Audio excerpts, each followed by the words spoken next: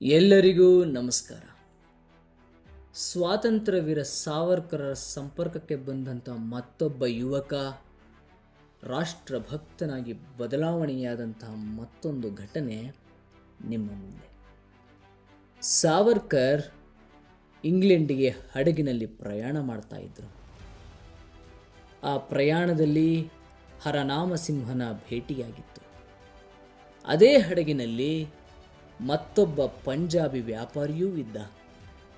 ಅವನು ಇಂಗ್ಲೆಂಡಿನೊಂದಿಗೆ ವ್ಯಾಪಾರ ಸಂಬಂಧವಿದ್ದುದರಿಂದ ಆಗಾಗ ಬಂದು ಹೋಗಿ ಮಾಡುತ್ತಿದ್ದ.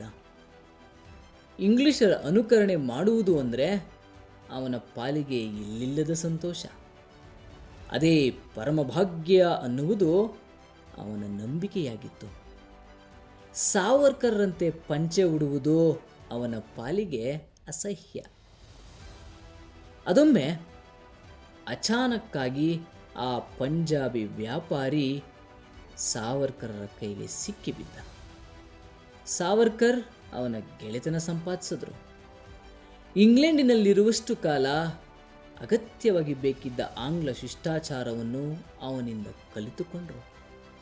ತಲೆಗೆ ಹ್ಯಾಟ್ ಹಾಕುವುದು, ಟೈ ಕಟ್ಟೋದು, ಕೊನೆಗೆ ಶೂಗೆ ದಾರ ಹಾಕುವುದನ್ನು ಅವನು ಕಲಿಸಿಕೊಟ್ಟ. ಸಾವರ್ಕರ್ ಶ್ರದ್ಧೆಯಿಂದ ಎಲ್ಲ ಪಾಠವನ್ನು ಕಲಿತ್ಕೊಂಡ್ರು. ಆದರೆ ಆ ಪಂಜಾಬಿ ಯುವಕನಿಗೆ ಹರನಾಮಸಿಂಹನ ಪೇಟ ಕಂಡ್ರೆ ಅಲರ್ಜಿ ಆಗ್ತಾ ಇತ್ತು. ಬ್ರಿಟಿಷರು ಆ ಪೇಟವನ್ನು ಕಂಡ್ರೆ ಅಸಹ್ಯವೆಂಬಂತೆ ಅಪಹಾಸ್ಯ ಮಾಡಿ ನಗುವುದರಿಂದ ಅದನ್ನು ಹರನಾಮ ಧರಿಸಬಾರದೆಂಬುದು ಆ ಪಂಜಾಬಿ ವ್ಯಾಪಾರಿಯ ತಾಕೀತಾಗಿತ್ತು. ಆದರೆ ಸಾವರ್ಕರ್ ಈ ಅವಕಾಶವನ್ನು ಬಳಸಿಕೊಂಡರು. ಬ್ರಿಟಿಷರ ಕೊಳಕು ಟೋಪಿಗಳಿಗಿಂತ ನಮ್ಮ ಪೇಟವೇ ಮೇಲು. ಅಲ್ಲದೆ ಪೇಟ ನಮ್ಮ ಕ್ಷಾತ್ರ ತೇಜದ ರಣವೀರ್ಯದ ಸಂಕೇತ. ನಾವೆಲ್ಲ ಪೇಟವನ್ನು ಯಾವಾಗಲೂ ಧರಿಸಬೇಕು. ಅದು ನಮ್ಮ ಧರ್ಮ. ಬ್ರಿಟಿಷರಿಗೆ ತೊಂದರೆಯಾಗತ್ತೆ, ಅಪಹಾಸ್ಯ ಮಾಡ್ತಾರೆ ಅನ್ನುವ ಕಾರಣಕ್ಕೆ ನಾವು ಪೇಟ ಬಿಚ್ಚಿದರೆ ಅದು ಧರ್ಮದ್ರೋಹ, ದೇಶದ್ರೋಹ.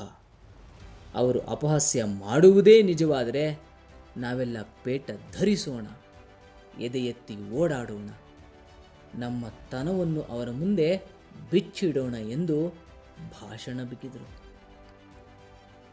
ಈಗ ಆ ಪಂಜಾಬಿ ವ್ಯಾಪಾರಿಯೊಳಗಿನ ದೇಶಭಕ್ತಿ ಜಾಗೃತವಾಗಿತ್ತು. ಆತ ಧರ್ಮ ದೇಶಗಳ ಮೇಲಿನ ಅಪಹಾಸ್ಯವನ್ನು ಎದುರಿಸಲು ಸಜ್ಜಾಗಿದ್ದ. ಮರುದಿನ ಎಲ್ಲರೂ ಪೇಟ ಧರಿಸಿಯೇ ತಿರುಗಾಡಲು ಆರಂಭಿಸಿದರು. ಅಂದು ಬಿಳಿಯರೆಲ್ಲ ಅದುರಿ ಹೋಗಿದ್ದರು.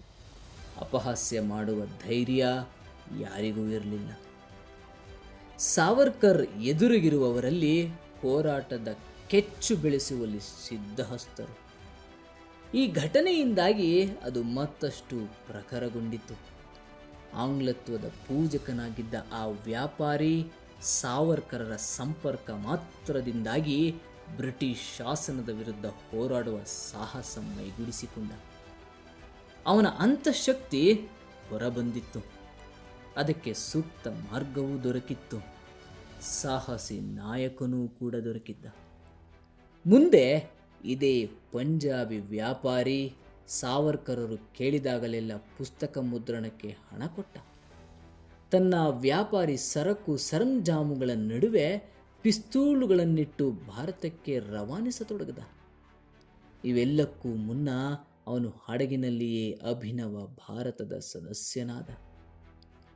ಹರನಾಮಸಿಂಹ, ಪಂಜಾಬಿ ವ್ಯಾಪಾರಿಗಳು ಹಡಗಿನಲ್ಲಿದ್ದ ಮತ್ತಷ್ಟು ಭಾರತೀಯ ತರುಣರನ್ನು ಸಾವರ್ಕರರಿಗೆ ಪರಿಚಯ ಮಾಡಿಸಿದರು. ಸುಮುಹೂರ್ತವೊಂದರಲ್ಲಿ ಸಾವರ್ಕರ್ ಅವರೆಲ್ಲರಿಗೂ ಅಭಿನವ ಭಾರತದ ಶಪಥ ಬೋಧಿಸಿದರು. ನನ್ನ ಮಾತೃಭೂಮಿಯನ್ನು ರಕ್ಕಸರಾದ ಆಂಗ್ಲರಿಂದ ಬೇರ್ಪಡಿಸಿ ರಾಷ್ಟ್ರಕ್ಕೆ ಸಂಪೂರ್ಣ ರಾಜಕೀಯ ಸ್ವಾತಂತ್ರ್ಯ ಗಳಿಸಿಕೊಡಲು ನಾನು ಕಟಿಬದ್ಧನಾಗಿದ್ದೇನೆ. ನನ್ನ ತನು, ಮನ, ಧನವೆಲ್ಲ ರಾಷ್ಟ್ರಕ್ಕೇ ಅರ್ಪಿತ.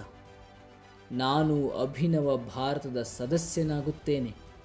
ಅದರ ಕ್ರಾಂತಿಧ್ವಜದ ಅಡಿಯಲ್ಲಿ ಬ್ರಿಟಿಷ್ ಆಳರಸರ ವಿರುದ್ಧ ವಿಜಯ ಇಲ್ಲವೇ ವೀರ ಮರಣ ಗಳಿಸುವವರೆಗೆ ಹೋರಾಡುವ ಪ್ರತಿಜ್ಞೆ ಕೈಗೊಳ್ಳುತ್ತೇನೆ. ಇದು ಅಭಿನವ ಭಾರತದ ಶಪಥ. ಪ್ರತಿಯೊಬ್ಬರೂ ಕೆಚ್ಚೆದೆಯಿಂದ ಶಪಥ ಪಡೆದು ರೋಮಾಂಚನಗೊಂಡರು. ಸಾವರ್ಕರ್ ಹಡಗಿನಲ್ಲಿಯೇ ಅವರಿಗೆ ಸ್ವಾತಂತ್ರ್ಯ ಲಕ್ಷ್ಮಿಯ ಪುರಾಣವನ್ನು ಪುಣ್ಯ ಕಥೆಗಳ ರೂಪದಲ್ಲಿ ಹೇಳಲಾರಂಭಿಸಿದರು. ಇಟಲಿಯ ಮ್ಯಾಟ್ಸಿನಿ, ಗ್ಯಾರಿಬಾಲ್ಡಿಯರ ಜೀವನ ಚರಿತ್ರೆಗಳನ್ನು ಕ್ರಮಕ್ರಮವಾಗಿ ವರ್ಣಿಸುತ್ತಾ ಹೇಗೆ ಯಂಗ್ ಇಟಲಿಯ ಹಿಡಿಯಷ್ಟು ತರುಣರು ಆ ರಾಷ್ಟ್ರದ ಅಪಮಾನವನ್ನು ತೊಲಗಿಸಿದರೆಂಬುದನ್ನು ವಿವರಿಸಿದರು. ಸಶಸ್ತ್ರ ಕ್ರಾಂತಿಯಿಂದಲೇ ಭಾರತಕ್ಕೆ ಸ್ವಾತಂತ್ರ್ಯ ದೊರಕುವುದು ಸಾಧ್ಯ ಎಂಬುದನ್ನು ಅವರಿಗೆ ಮನಗಾಣಿಸಿದರು.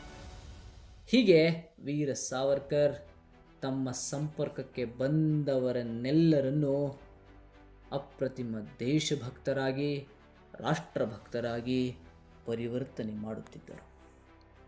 ಧನ್ಯವಾದಗಳು.